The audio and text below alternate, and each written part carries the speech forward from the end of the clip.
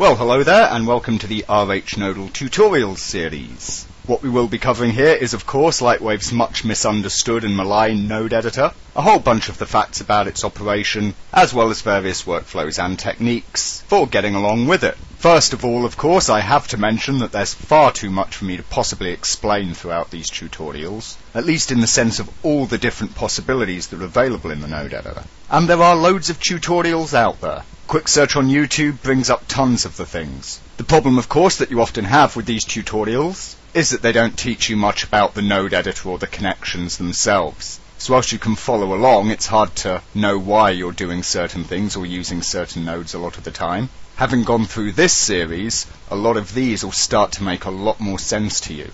So it's well worth to check them out once you're more familiar with the node editor as a whole, because you will see different approaches, new ideas, and that will help you to get a much clearer and clearer picture in your head and to start building your own networks from scratch. And so with a bit of looking round, you'll find whole project-style tutorials, as well as, of course, node-specific ones. So there's plenty to expand upon beyond just this series by itself. And you will find a lot in here that will help support and expand those other tutorials for you that you find elsewhere. The other thing I have to mention in a similar vein is this, the documentation.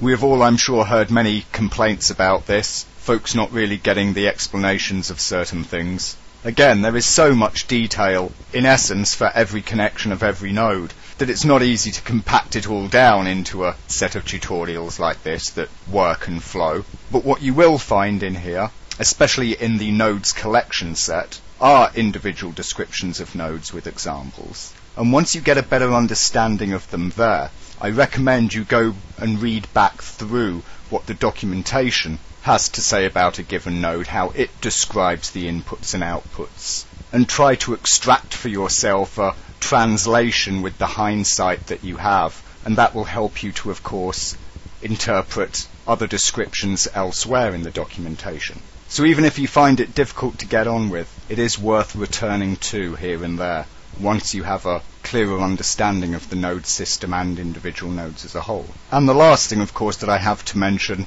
is the third-party plugins that will be appearing at various points in this training. Any plugin that is necessary or relied upon for a given tutorial is always going to be a freely available plugin, and there's very little mention of any of the commercial ones, only perhaps casually when there's a note of particular interest relevant to something else. But otherwise you will want to check out the additional nodes available from dpont, db&w, TrueArts plugins here. Input Spy here also is another useful little plugin node that we'll use a fair bit for taking a peek at our values whilst we're working with the node editor. And also POMS nodes make an appearance, but they're hosted on the DBW anyhow.